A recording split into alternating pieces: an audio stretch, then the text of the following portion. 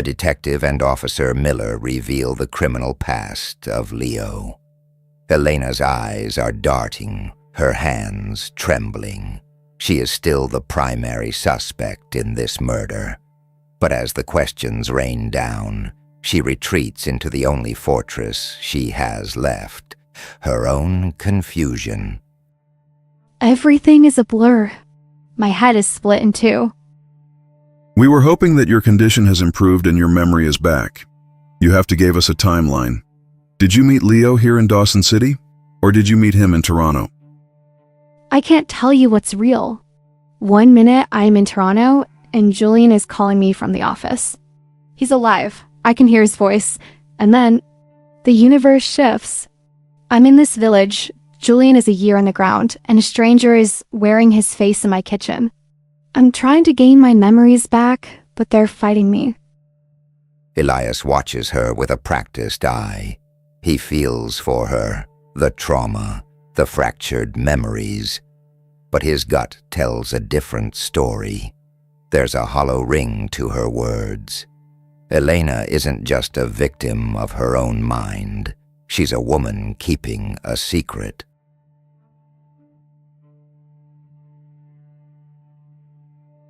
Every secret has a paper trail. While searching through Dr. Henderson Clinic's visitor logs, Officer Miller found a name that shouldn't have been there. Not once, but several times, 7-8 months back. The ghost had a doctor, and that doctor was the same man treating Elena. When I last met you, Doctor, you never mentioned this. Leo visited this office more than a few times since Elena moved here. You failed to disclose he was your patient, too. Care to explain why? Leo was never truly my patient. He booked several consultations claiming he suffered from a mental illness, but my assessments always showed he was perfectly healthy, although he was a bit paranoid, unstable, and restless. Despite that, he wouldn't stop pestering me for high-dosage prescriptions. Eventually, I'd had enough and gave him a stern warning to stay away. I had no idea he was a career fraudster. You have a soft spot for Elena, don't you?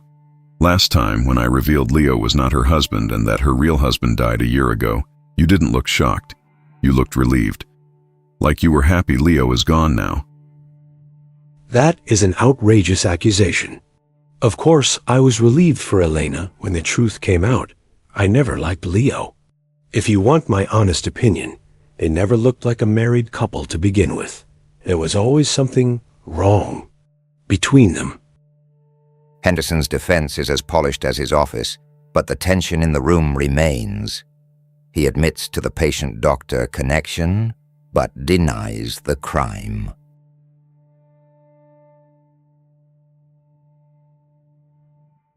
Officer Miller was following a lead that went back years. The National Crime Database didn't just give them a name. It gave them a history, an address in a quiet Vancouver suburb. I've got it. Leo's real life isn't here. It's back in the city. I'm heading to Vancouver to speak Leo's mother, Christine, there.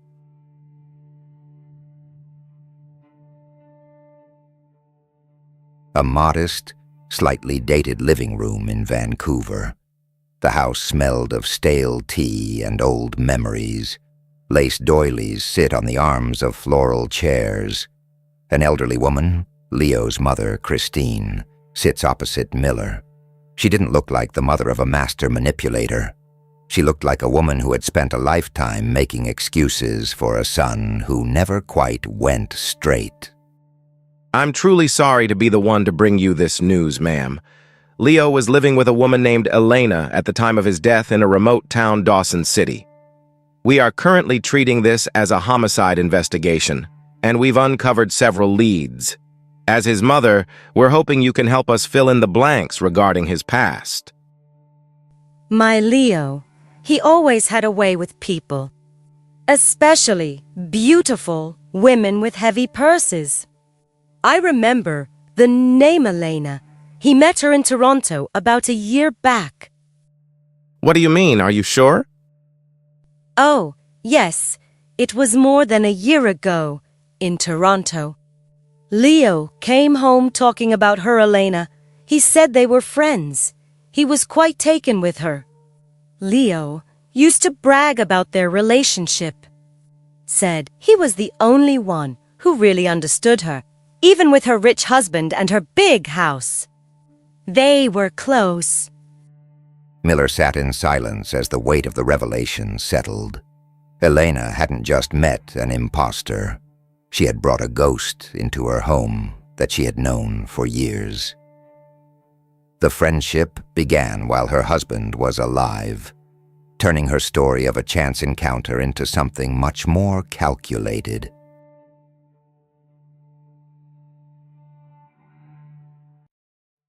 The walls were finally closing in. Detective Elias didn't need a ghost to solve this case. He needed the truth behind the affair. The neighbors had seen the fights, and Leo's mother had confirmed the timeline. Elena wasn't just a victim. She was a woman with a secret that started long before the car accident. You didn't meet Leo after Julian died, Elena. You met him in Toronto. You were seeing him while your husband was still alive. Peter and Mrs. Gable heard the arguments. Did Leo become too much for you to handle? Did you kill him to bury the evidence of your affair? I was drowning, Elias. Julian and Clara, they were a team. They traveled together. They spoke a language of power I couldn't touch. Clara was beautiful, clever, and everything I wasn't. I was alone in that big house for weeks at a time.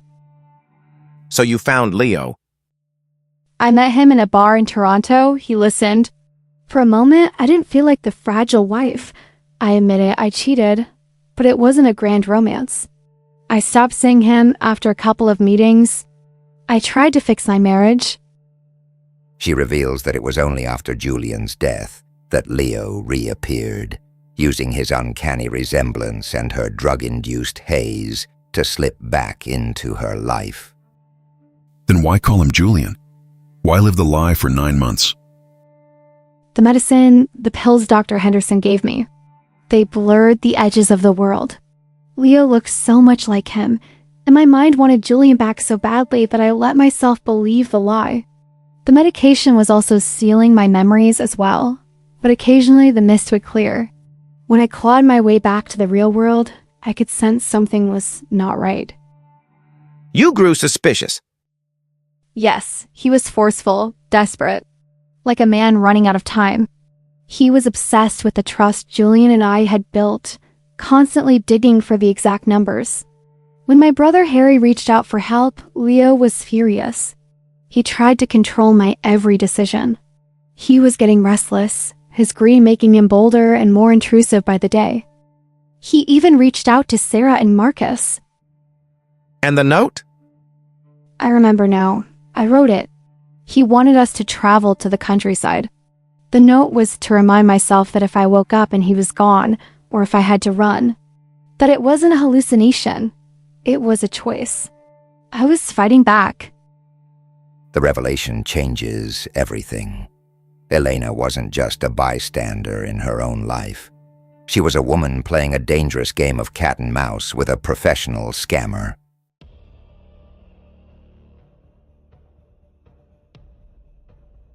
The final piece of the puzzle isn't found in a laboratory, but in a grainy frame of surveillance footage. The portrait drawn from the janitor's memory finds a name: Tony Lip, a career criminal, a fixer, and a man who specializes in making problems disappear. Send out an APB to all stations. If you spot this man, move in and make the arrest immediately. Approach with extreme caution. Suspect is likely armed and dangerous. Miller, I want you and a task force on his digital footprint. Scour his phone records and bank statements. There has to be a link between him, Elena, and the rest of these suspects. Officer Miller, Detective Elias, and the team began tearing through Tony Lip's digital life. Amidst the chaos of bank statements and burner logs, one Toronto number kept appearing over and over again. It was the direct line to Sarah and Marcus's law firm. The suspect wasn't just a stranger. He was in constant contact with the people managing Julian's estate. Detective followed the trail of Julian's trust and the bank transactions.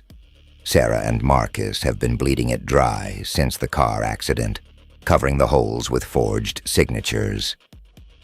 The game is over. It's time to arrest Sarah and Marcus. We have the phone logs and the financial trail, more than enough to implicate them both. Bring them into the precinct.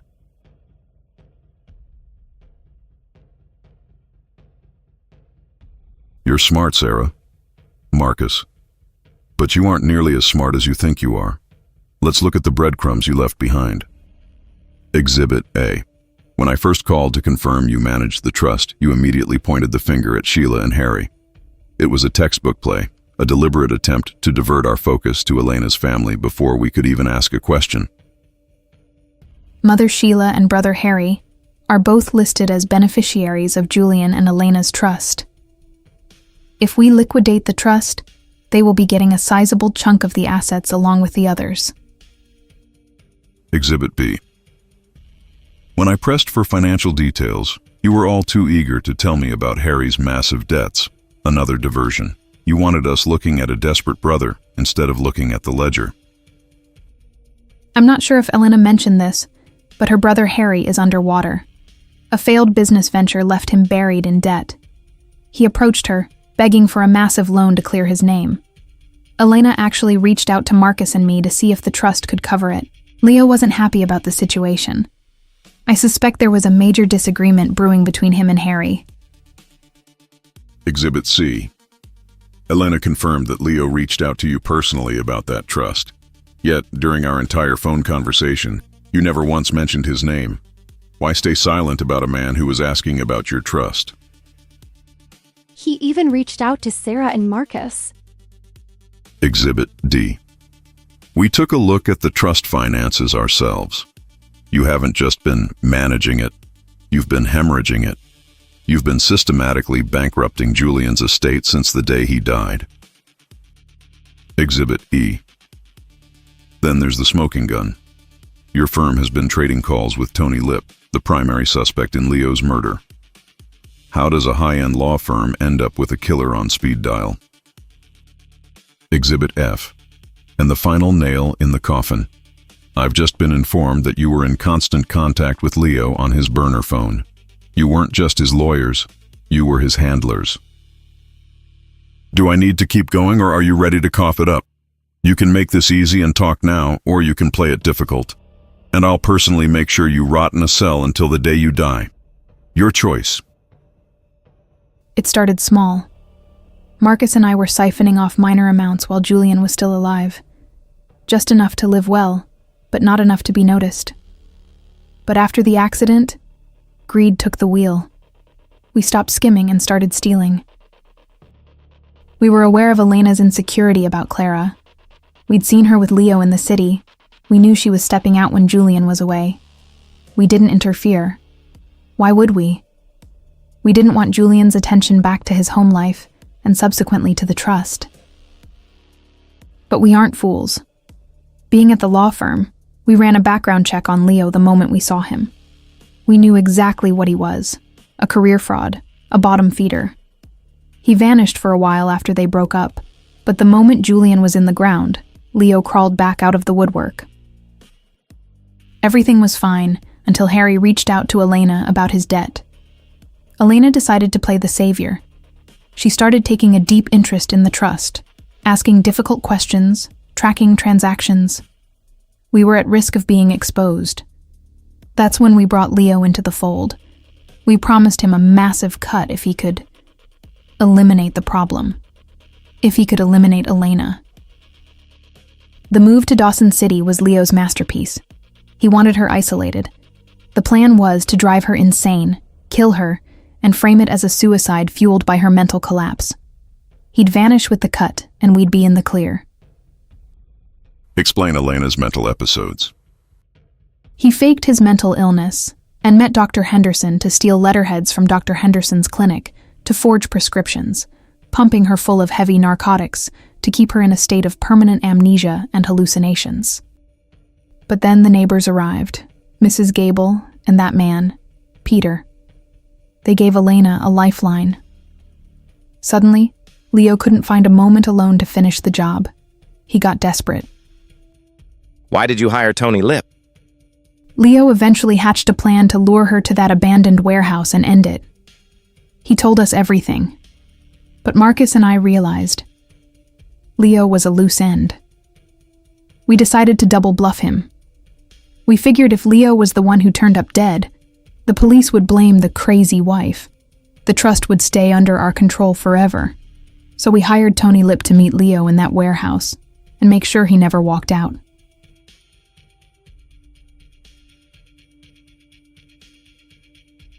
The man known as Tony Lip didn't look like a ghost. He looked like a professional, a fixer who had spent a career cleaning up the messes of the wealthy. But even the best fixers leave a trace when the job turns sideways. Officer Miller had finally pinned the shadow to the wall. So you were sent to cancel his contract. It was supposed to be clean. I took care of Leo in the warehouse.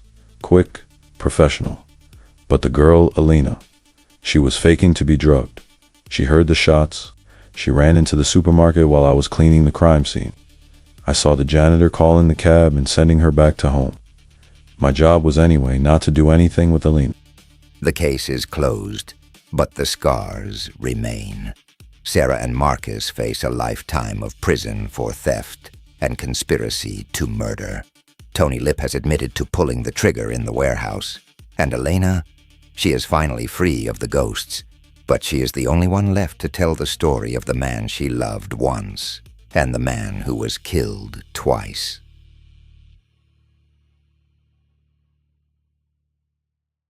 This channel grows based on your feedback, so tell us in the comments what stories you want to see next. To stay in the loop, make sure to like, subscribe, and tap the bell icon for automatic alerts.